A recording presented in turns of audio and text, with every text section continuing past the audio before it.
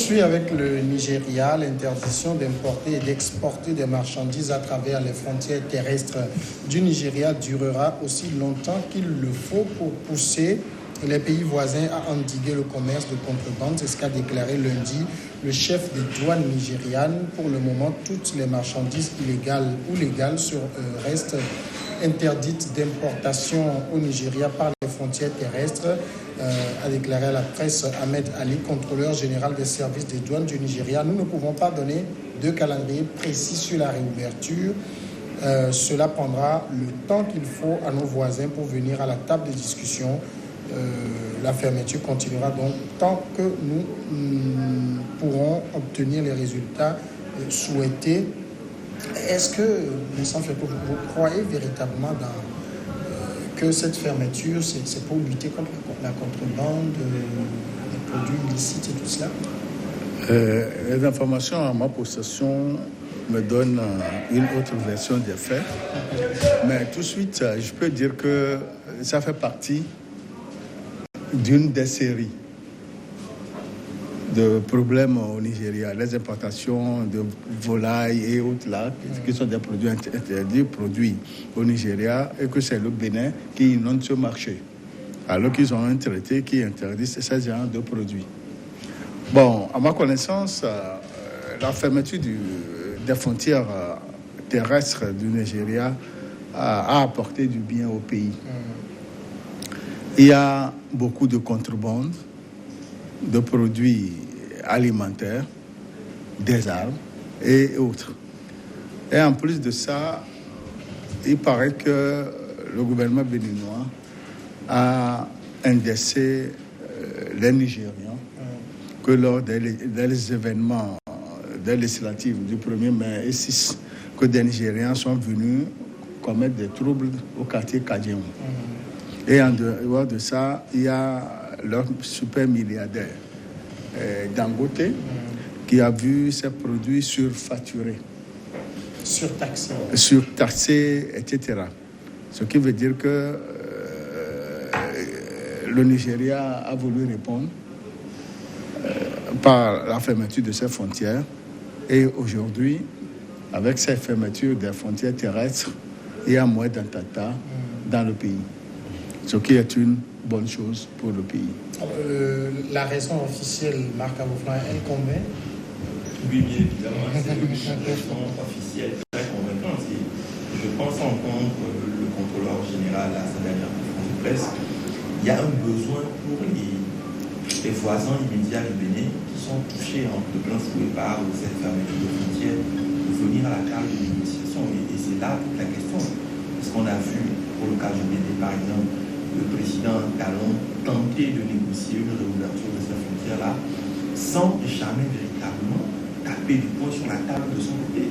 C'est vrai que côté béninois, il y a eu par exemple une liste de produits interdits d'importation au Bénin qui a été affichée à la douane, mais reste à savoir encore si les douaniers suivent ces instructions-là.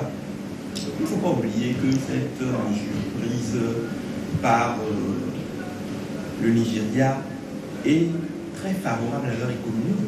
Vous savez, le Nigeria a beaucoup investi dans la promotion locale et dans la production locale. Et aujourd'hui, il y a beaucoup d'entreprises qui ont vu leur chiffre d'affaires chuter à cause de ces produits réimportés là qui envahissaient le marché béninois. Les exemples les plus patents, ce sont les producteurs de riz et les producteurs également de tomates en boîte, mais également les producteurs de voitures. Parce que vous savez que le Nigeria a aujourd'hui 2 usines de production locale de véhicules. Et les produits les plus réimportés, c'est le riz et les véhicules d'occasion à partir du port de Cotonou et de Lomé.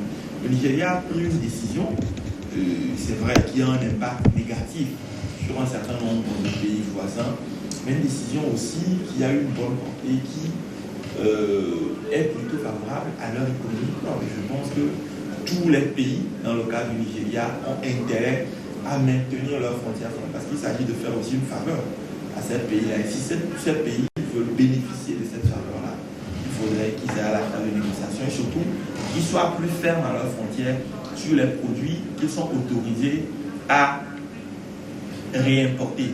Parce qu'en réalité, la charte de la CEDEAO interdit systématiquement la réimportation les pays de la CEDEAO ne peuvent importer à travers leur territoire en réalité que les produits localement. Nous voyons un pays comme le Bénin qui est une nation de contrebande, mais également, il ne faut pas oublier ce trafic de produits pétroliers bruts qui est dangereuse pour l'économie béninoise. Vous savez, tous les pipelines qui sont coupés chaque jour au Nigeria pour rapatrier le Bénin et le Togo en essence de contrebande, tout ça a diminué ces derniers temps. Je pense que le gouvernement nigérien a tout intérêt à continuer sur cette lancée-là pour protéger ces champions locaux aussi qui sont entre autres Dangote. Alors ici, est-ce que le Nigeria, en fermant les frontières, n'est pas indirectement en train de dire à ses propres douaniers, vous êtes incompétents, parce qu'ils sont à la douane, ils sont censés connaître les produits prohibés d'importation, mais ils laissent passer. La douane la plus pourrie dans la sous-région ouest-africaine. Dans le monde entier. Moi, j'ai eu la chance de traverser cette douane. On parle de celle de Aflao ici, mais la douane de Sémé, je crois que c'est ça. C'est terrible, hein? C'est vraiment terrible et ça fait peur. Ça fait peur parce que le vol est institué là-bas comme loi. C'est-à-dire que qui que vous soyez, quels que soient les documents que vous présentez à l'immigration, vous êtes obligé de payer avant de passer la frontière. Ils ont une formule sacrée. You have the money, you pass, you don't have the money, you waste. Voilà. Donc c'est une frontière pourrie des douaniers qui sont là-bas en complicité avec leurs collègues du Bénin, laissent passer les marchandises qui inondent le marché nigérian. Et je crois que le président Buhari a bien fait de prendre cette décision pour d'abord protéger les Nigérians contre ces trafics. Aujourd'hui, les Nigérians ne se plaignent pas. Ils ne se plaignent pas comme les Béninois se plaignent. Tous les jours, les plaintes viennent du Bénin parce que ils savent le chiffre d'affaires qu'ils faisaient avant la fermeture de cette frontière. Et donc aujourd'hui, ils n'arrivent plus à exporter tous ces produits illicites. Et donc ça fait très mal. De deux, il faut aussi que le gouvernement nigérien aille plus loin que ça. Au-delà de la fermeture de la frontière, il faut que les fonctionnaires douaniers qui sont positionnés à la frontière sur les 1300 km qui séparent le Bénin et le Nigeria, il faut qu'il y ait une refonte totale de ce personnel douanier.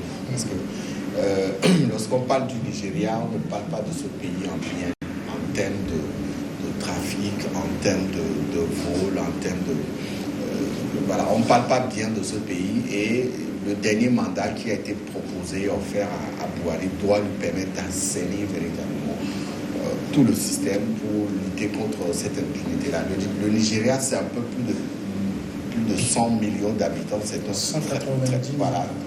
très grand marché.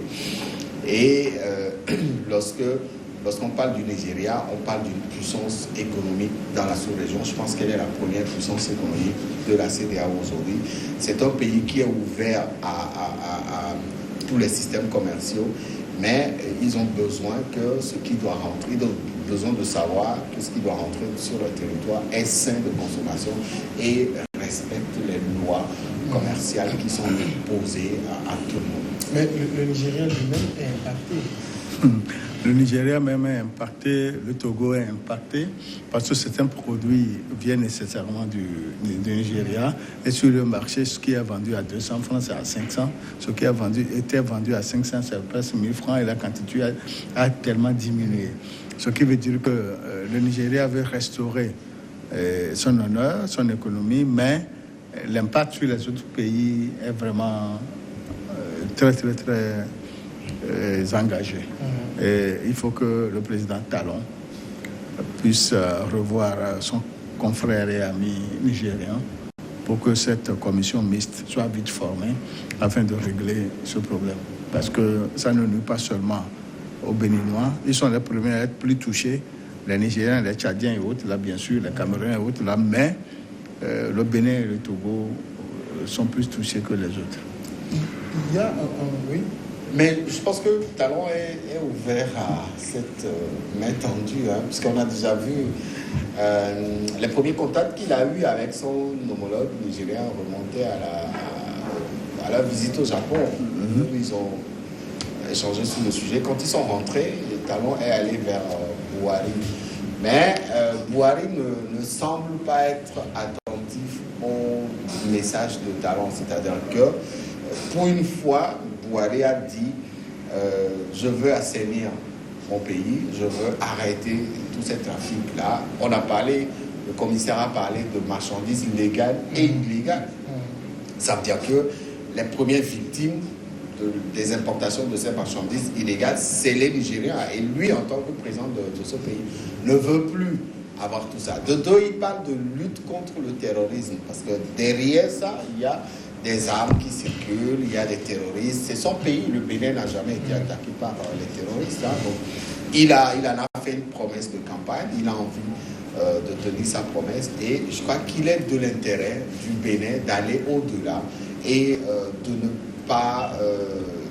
pas s'estimer victime, parce que ce processus touche tous les pays. Hein. Vous savez, aujourd'hui, le prix du carburant frelaté qui est vendu à la frontière Togo-Bénin a pratiquement doublé de prix. Il y a de cela quelques mois avant la fermeture, le prix était à moins de 350. Aujourd'hui, quand vous voulez prendre le litre d'essence là-bas, on vous dit le Nigeria ferme sa frontière. Donc je pense quand même que le Bénin doit comprendre cela et aller au-delà de ces démarches qu'il a déjà dû effectuer et aller vers son homologue pour le faire comprendre.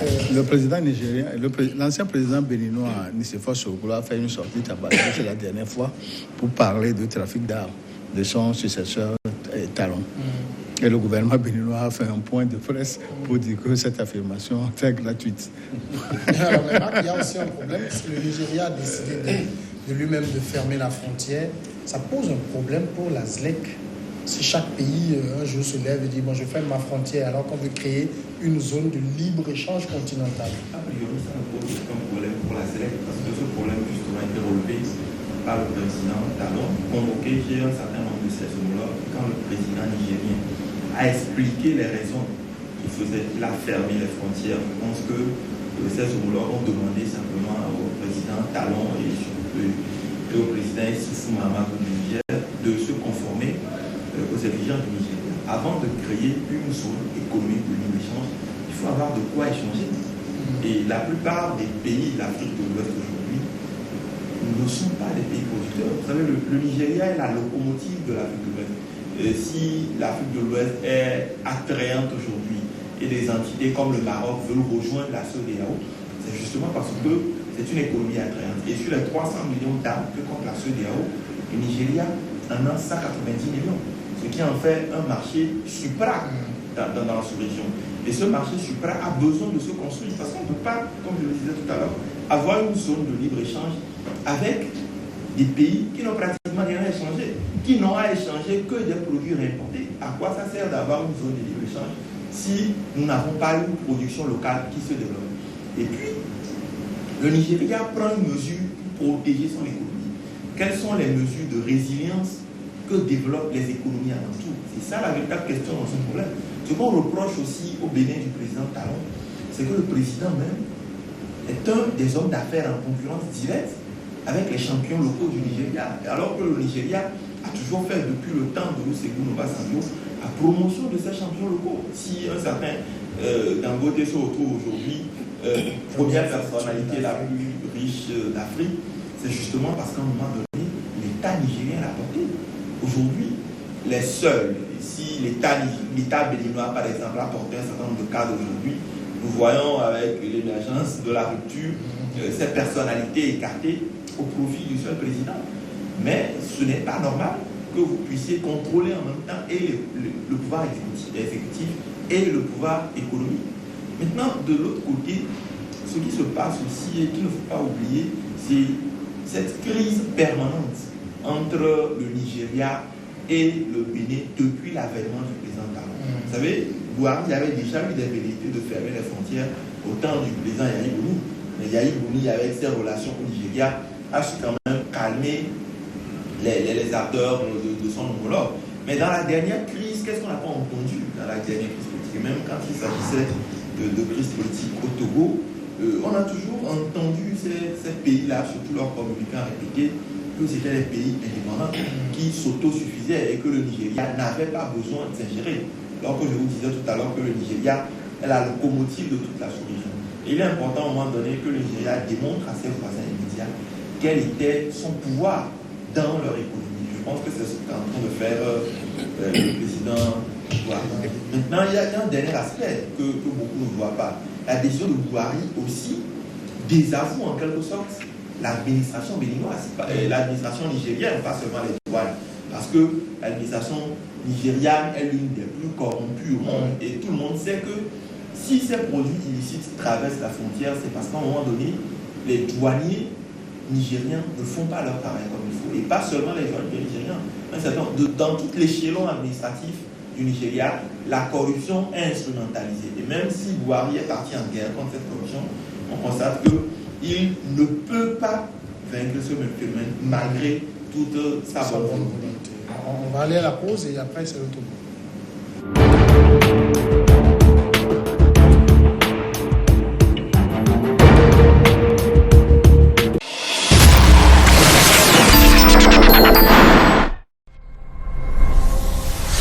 Waouh! Jusque-là, à une telle vitesse, vous n'avez rien utilisé de pareil. L'extension de la 4G+, qui se poursuit sur le réseau Togocel, nous conforte dans notre position de numéro 1 de l'Internet très haut débit mobile au Togo. Ainsi, nous assurons d'ores et déjà la couverture 4G+, dans les villes de Lomé jusqu'à Neho, Anfoin, Vaughan, Haotoué, Kévié, Agou Nyombo, Palimé, Afagnan, Kouvé, Agou, Kévé, Tabligo, Asaon, Ahepe, Hihiatro, Dacha, Adjengere, Paratao, Blita, Sotuboa, Darkbanga, Chamba, Sokode, Bafilo, Kabu, Bassar, Kara, Ketao, Pagoda, Niamtougou, Defale, Mango, Gando, Tandouare, Nassable, Dapaon, Mandouri, Timbu, Saint-Cassé et les axes Lomé-Thiévier, Lomé-Anéhor. Les autres villes du pays sont en cours de déploiement. Soyez désormais dans la 4G+, avec le numéro 1 de l'Internet mobile au Togo. Togocel, le leader.